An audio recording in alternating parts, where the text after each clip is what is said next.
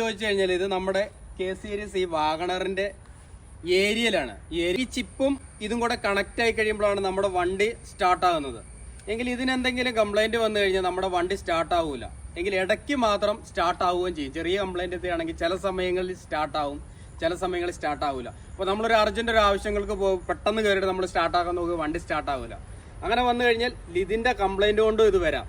അപ്പോൾ സാധാരണ നമ്മൾ ചില വർക്ക്ഷോപ്പുകളിൽ ഇത് കൊണ്ടുപോയി കഴിയുമ്പോൾ ഈ പ്രശ്നം നമ്മൾ പറയുകയാണ്, ഇടയ്ക്ക് വണ്ടി സ്റ്റാർട്ട് ആവില്ല, ചില സമയങ്ങളിൽ സ്റ്റാർട്ട് ആവില്ല, ചില സമയം കുഴപ്പമില്ല എന്ന് പറഞ്ഞാൽ അവർ പറയും മോട്ടറിന്റെ കംപ്ലൈന്റ് ആണെന്ന് പറയും ചില വർക്ക്ഷോപ്പുകൾ കേട്ടോ. അപ്പം നമ്മൾ അന്നേരത്തോടെ എന്ത് ചെയ്യുക, അന്നേ ശരിയാക്കാൻ പറയും. അപ്പോൾ അവർ മോട്ടറെല്ലാം കൂടെ അഴിക്കും. മോട്ടറെല്ലാം കൂടെ അഴിച്ച് പണിത് റെഡിയാക്കി 16,000-7,000 രൂപ നമുക്കൊരു ബില്ലും തരും. തന്നു കഴിഞ്ഞാലും പിന്നെ നമ്മൾ വണ്ടി കൊണ്ടുപോയി കഴിയുമ്പോൾ ഈ അവസ്ഥ തന്നെയായിരിക്കും. പിന്നീടായിരിക്കും ഇത് കയറി ചെക്ക് ചെയ്യുന്നത്. അപ്പോൾ ഇത് മാറിക്കഴിയുമ്പോൾ പിന്നെ റെഡി ആവുള്ളൂ. അപ്പോൾ ഇതിന്റെ വില എന്ന് പറഞ്ഞാൽ 1,200 രൂപയാണ് വരുന്നത്. അപ്പോൾ നിങ്ങളുടെ വണ്ടിക്ക് ഇത് ഈ പ്രശ്നം ഉണ്ടെങ്കിൽ ഫസ്റ്റ് ഈ സംഭവം ഇതാണ് കംപ്ലൈന്റ്, ഇടയ്ക്ക് സ്റ്റാർട്ട് ആവുന്നു,